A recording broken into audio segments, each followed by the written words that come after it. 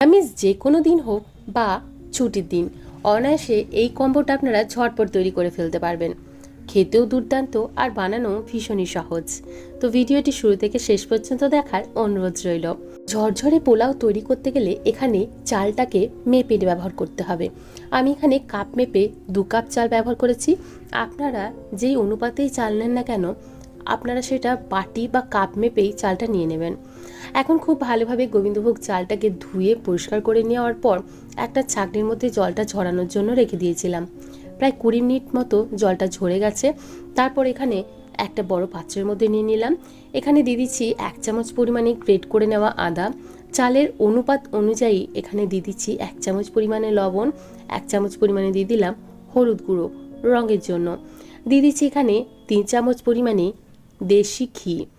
খুব ভালোভাবে সমস্ত কিছু উপকরণ একসাথে মিশিয়ে নিচ্ছি। তারপর রেস্টে রেখে দেব প্রায় 30 মিনিটের জন্য।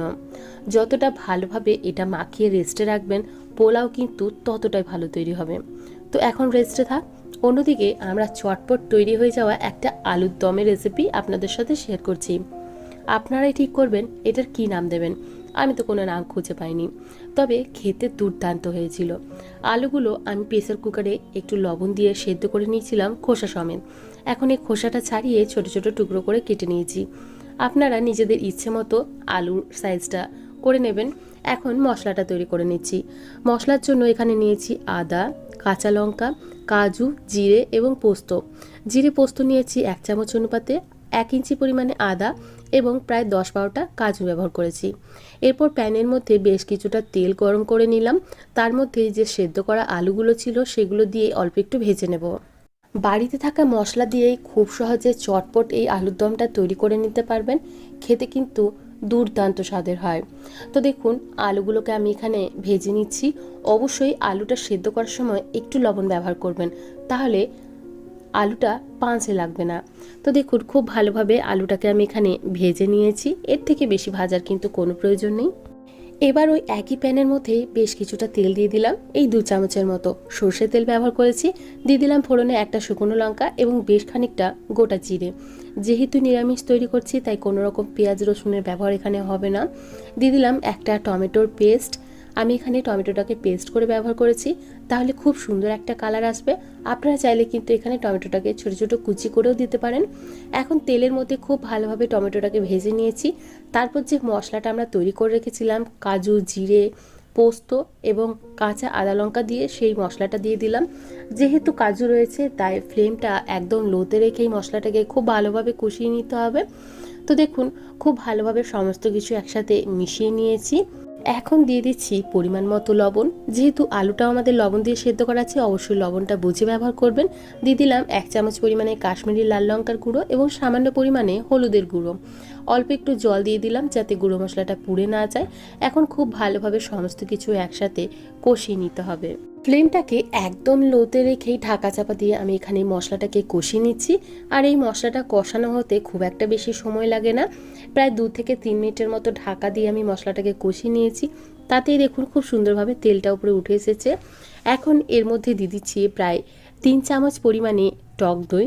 টক দইয়ের পরিমাণটা আপনারা নিজেদের ইচ্ছে মতো এখানে অ্যাডজাস্ট করে নিতে পারবেন। যদি একটু বেশি টক পছন্দ করেন সেক্ষেত্রে একটু টক দইটা বেশি ব্যবহার করবেন, না হলে আমার মতো এখানে 3 চামচই ব্যবহার করবেন। এখন সমস্ত কিছু খুব ভালোভাবে আবারও মিশিয়ে নিয়েছি। এখন ঢাকা চাপা দিয়ে আরও একটু মশলাটাকে কষিয়ে নেব। তো দেখুন খুব সুন্দরভাবে তেলটা রিলিজ হয়ে গেছে। এখন এর মধ্যে দিয়ে দিচ্ছি পরিমাণ মতো জল। আমি এখানে বাটি ধোয়া জলগুলো দিয়ে দিলাম। এখন খুব ভালোভাবে গ্রেভিটাকে একসাথে মিশিয়ে নেব। তারপর দিয়ে দিচ্ছি এখানে যে আলুগুলো আমরা আগে থেকে সেদ্ধ করে ভেজে রেখেছিলাম সেই আলুগুলো। আলুর সাথে খুব ভালোভাবে মশলাটাকে মিশিয়ে নিচ্ছি। তারপর ঢাকা চাপা দিয়ে প্রায় 5 থেকে 7 মিনিটের মতো হতে দেব। তাহলে আলুর মধ্যে মশলার ফ্লেভারটা খুব ভালোভাবে ঢুকে যাবে। এখন ঢাকাটা খুলে নিচ্ছি। আমাদের আলুর দম কিন্তু অলমোস্ট হয়ে গেছে। সব শেষে দিয়ে দিচ্ছি সামান্য পরিমাণে চিনি, দিচ্ছি গরম মশলা এবং সামান্য পরিমাণে ঘি, যেহেতু নিরামিষ আলুর দম। আর এখানে চিনিটা ব্যবহার করলাম যেহেতু আমরা টমেটো এবং টক দই ব্যবহার করেছি। টকের স্বাদটাকে ব্যালেন্স করার জন্য এখানে চিনিটা অবশ্যই ব্যবহার করবেন। আমাদের আলুর দম কিন্তু একদম রেডি হয়ে গেছে। এখন ঢাকা দিয়ে এক সাইডে রেখে দিচ্ছি। এখন পোলাওটা তৈরি করে নেব। পোলাওয়ের চালটা কিন্তু আগে থেকে আমরা ম্যারিনেট করে রেখেছিলাম, সেটা খুব ভালোভাবে রেস্ট নিয়ে নিয়েছে। এখন একটা কড়াইয়ের মধ্যে নিয়ে নিচ্ছি 1 চামচ পরিমাণে ঘি। ঘিটা খুব ভালোভাবে গরম হয়ে গেলে এর মধ্যে বেশ কিছু কাজু এবং কিশমিশ আমি এখানে ভেজে নিচ্ছি। পোলাওয়ের মধ্যে অবশ্যই এইভাবে কাজু কিশমিশ ব্যবহার করা হয়, আর এটা ব্যবহার করলে খুব সুন্দর পোলাওটা হয় আর খেতেও বেশ ভালো লাগে। তো দেখুন কাজু কিশমিশটা খুব ভালোভাবে অল্প একটু সময় ধরে ভেজে নিয়েছি। এখন তুলে এটাকে সাইডে রেখে দিচ্ছি এবং একই প্যানের মধ্যেই নিয়ে নিচ্ছি আরও একটু ঘি। এখন ফোড়নে দিয়ে দিচ্ছি গোটা গরম মশলা। গরম মশলার মধ্যে রয়েছে এলাচ, লবঙ্গ এবং দারচিনি, আর দিয়ে দিলাম 2টো তেজপাতা। যে চালটা আমরা আগে থেকে ম্যারিনেট করে রেখেছিলাম সেই চালটা দিয়ে দিচ্ছি এবং চালটা দিয়ে খুব ভালোভাবে অল্প একটু সময় ধরে এই ঘিয়ের মধ্যেই চালটাকে ভেজে নিতে হবে, তাহলে পোলাওটা হবে একদম ঝরঝরে এবং দানাদার। তো দেখুন চালটা খুব ভালোভাবে ঘিয়ের মধ্যে ভেজে নিয়েছি, এতে করে হলুদের যে কাঁচা গন্ধটা ছিল সেটাও খুব ভালোভাবে চলে গেছে। এখন আমি যেহেতু 2 কাপ মেপে চাল ব্যবহার করেছিলাম, সেজন্য জল দেবো এখানে 4 কাপ। অবশ্যই চালটা নেওয়ার সময় আপনারা কিন্তু মাপটা দেখে নেবেন, তাহলেই আপনাদের পোলাও কিন্তু একদম ঝরঝরে তৈরি হবে। তো সমস্ত কিছু খুব ভালোভাবে একসাথে মিশিয়ে নেওয়ার পর আমি এখানে কাজু কিশমিশ ব্যবহার করে নিচ্ছি, তবে আপনারা চাইলে কিন্তু একটু পরেও কাজু কিশমিশ ব্যবহার করতে পারেন। আমি একসাথে দিয়ে দিলাম।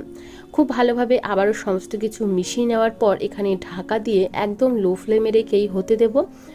ফ্লেমটা কিন্তু হাইতে রাখবেন না, তাহলে পোলাওটা কিন্তু তলায় ধরে যেতে পারে। লো ফ্লেমে রেখেই আমি প্রায় 3 থেকে 4 মিনিটের মতো হতে দিয়েছিলাম। দেখুন জলটা কিন্তু অনেকটা পরিমাণে শুকিয়ে এসেছে আর আমাদের পোলাওটা কিন্তু অনেকটা তৈরি হয়েছে।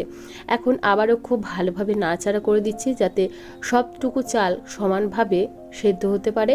তো খুব ভালোভাবে সব কিছু নেড়ে দিচ্ছি। নেড়ে দেওয়ার পর এখানে ব্যবহার করছি মিষ্টিটা আপনারা অবশ্যই নিজেদের ইচ্ছে মতো এখানে ব্যবহার করবেন।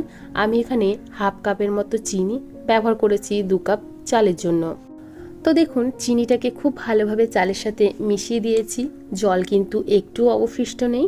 এখন লো ফ্লেমে রেখে আরও 5 থেকে 7 মিনিটের মতো ঢাকা দিয়ে রেখে দেব, তাহলেই পোলাও আমাদের একদম তৈরি। একটা দানাও কিন্তু ভেঙে বা ফেটে যায়নি। তো ঢাকা দিয়ে রেখে দিয়েছি। এখন 5 থেকে 7 মিনিট পর ঢাকাটা খুলে নিচ্ছি।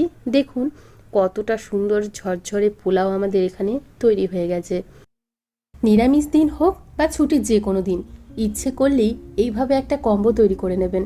খেতেও যেমন দুর্দান্ত, বানানো ততটাই সহজ। ভিডিওটি সম্পূর্ণ দেখার জন্য আপনাদের সবাইকে অসংখ্য ধন্যবাদ।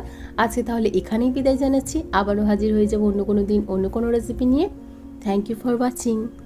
বাই।